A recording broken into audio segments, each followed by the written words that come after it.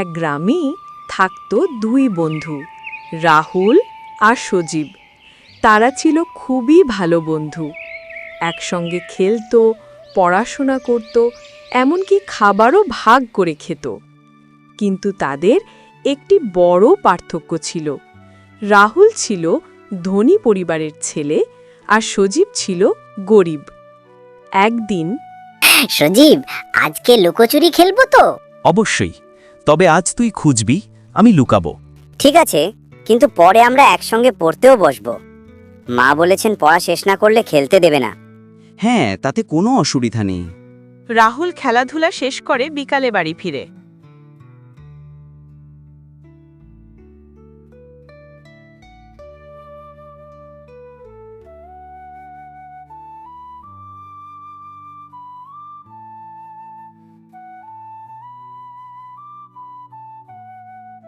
রাহুল, তুমি সব খেলনা সজীবকে দিয়ে দিচ্ছ কেন?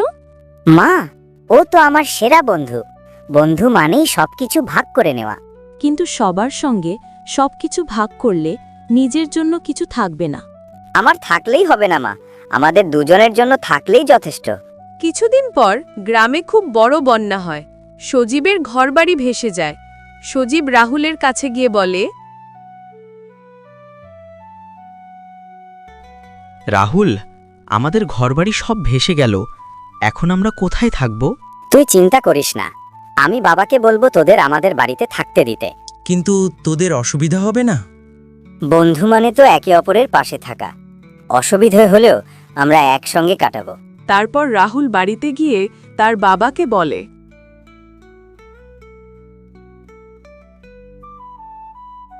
বাবা, সজীবদের বাড়ি বন্যায় ভেসে গেছে, ওদের কিছুদিন আমাদের বাড়িতে থাকতে দেবে? ঠিক আছে, সজীবের পরিবার আমাদের সঙ্গে থাকবে। হ্যাঁ, রাহুলের বন্ধুত্ব দেখে আমরাও খুশি। এরপর সজীবের পরিবার রাহুলের বাড়িতে কিছুদিন থাকে। কয়েক মাস পর রাহুল আর সজীব শহরে পড়তে চলে যায়।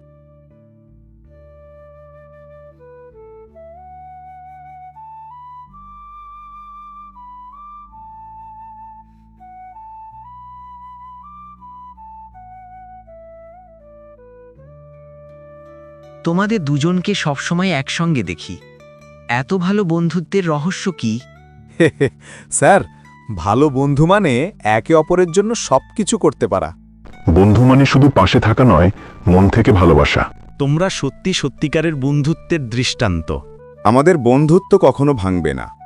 এইভাবে রাহুল আর সজীবের ছোটবেলার বন্ধুত্ব বড় হয়ে উঠল এক অটুট বন্ধনে।